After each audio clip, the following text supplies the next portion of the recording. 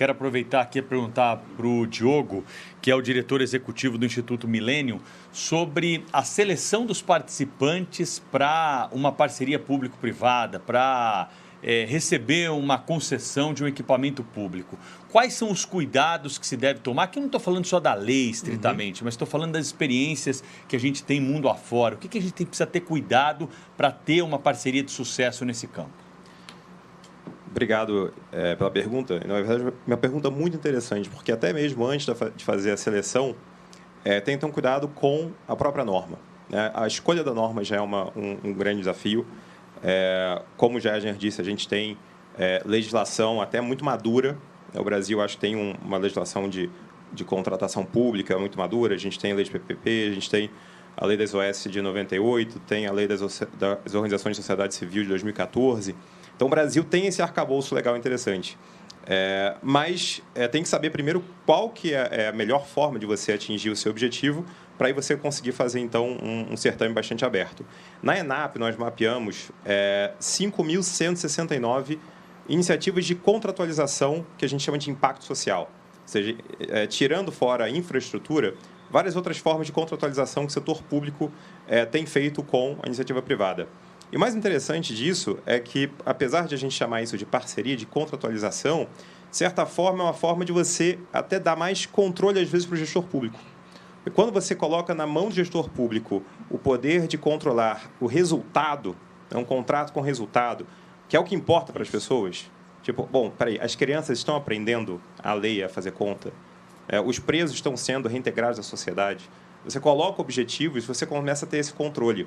E é isso que é muito interessante. Então, imagina só, tem uma distinção que o professor Ricardo Paes de Barros faz, que é entre o público e o estatal, que às vezes a gente se perde, acha que é a mesma coisa. Ele fala, bom, é diferente.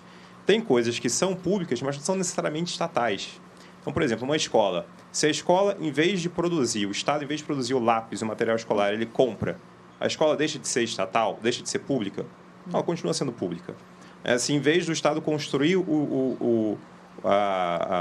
as amenidades, as facilities, construir o prédio e mais comprar, ela deixa de ser pública? Não, ela continua sendo pública.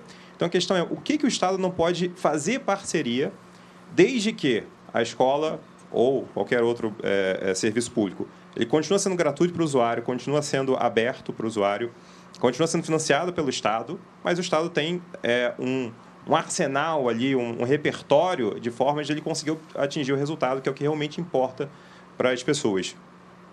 Então, o que a gente começa a ver nessas mais de 5 mil iniciativas é quando o governo consegue realmente atingir o seu resultado. Ou seja, olhar para a gestão, olhar para o resultado e fazer essa pactuação. E o que falta agora? Eu acho que falta muito aprendizado entre pares. 5 mil iniciativas, mas quantas prefeituras sabem o que a prefeitura do lado, às vezes, está fazendo?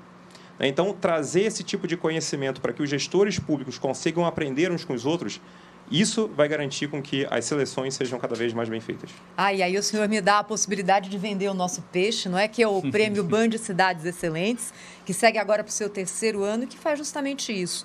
Não só coloca em parâmetros os desempenhos dos municípios brasileiros, usando números oficiais, nessa parceria da Band com o Instituto Áquila, mas também premia as boas experiências de gestão no Brasil inteiro para dividir essa experiência com os outros gestores. Às vezes a cidade do lado está fazendo alguma coisa revolucionária e o prefeito da cidade vizinha ali não sabe porque não chega informação e nós aqui como provedores de informação fazemos isso.